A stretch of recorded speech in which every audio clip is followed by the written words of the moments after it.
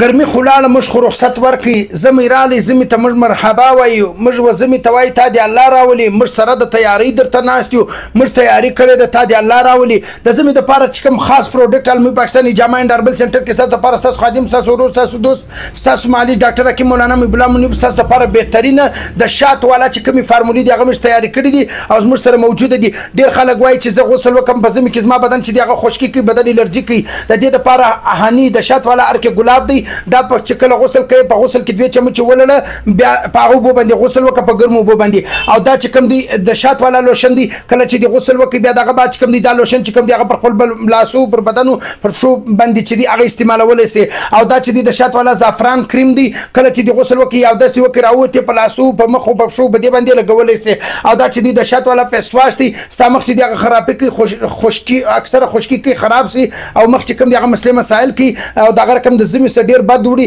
د دې دپاره بهترینه فیس واش دی چې هغه د شات والا فیس واش دی او دغه رقم چې کوم دی صابون دا د غسل صابون دی د شات والا فارموله ده په زمې کې استعمالولی سي او دغه رقم چې کوم دی ډېر کسان وایي په زمې کې اکثره زه دا غواړم چې زما بدن کې قوت او طاقت او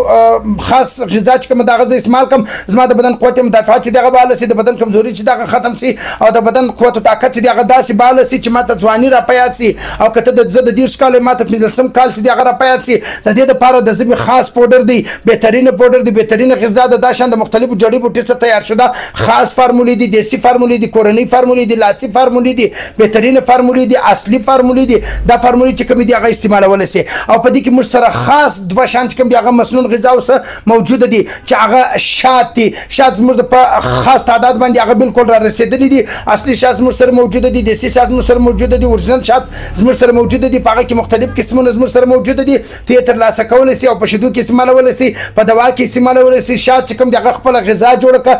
حضرت عایشه رضی الله تعالی عنها فرمایي وایي شات چې کوم دي هغه رسول الله صلی الله علیه وسلم د غذا څخه خاص غذا وله او رسول الله صلی الله علیه وسلم په خپلو ناشته کې چې کوم دي هغه شات استعمالول دا خاص پروډکټ چې هغه د زمې پروډکټ دي دا ته استعمالولی سي او دا پروډکټ چې کوم دي هغه د شات سره کار لري او دې ته چې کوم دي هاني صابون ویلی سي هاني لوشن ویلی سي هاني فیس واش ویلی سي هاني زعفران کریم ویلی سي او دغه رقم هاني واسلین چې دي هغه ویلی سي ډېر خلک وایي په زمې کې چې لاسونه ګرځه وچاودل سي داسې هاني د شات والا واسلین چې کوم دي هغه جوړ کړی دي دا بهترین خپل خاص فارمولې دي په ډېر مهنت سره ما تیاری کړي دي تاسو ترلاسه کولی سي که چیرې چې ته وایې زه خو لرې یم په پاکستان کې نه یم که ته په پاکستان کې نه په بیرون ممالک پر کونج کې ته ترلاسه کولی سي او د هغه رقم که ته د پاکستان پر کونج کې د ډیلیوري په ذریعه تر تاسو پورې در رسېدلی سي د دې فارمولو څخه تاسو فایده ترلاسه کوي بهترینه غذاوي دي خاص غذاوي دي موږ وزمې ته وایي تا ته مرحبا وایو و دوبي ته موږ وایي تا ته موږ رخصتي درکوو دا د زمې خاص پروډکټ دی هغه تاسو ترلاسه کولی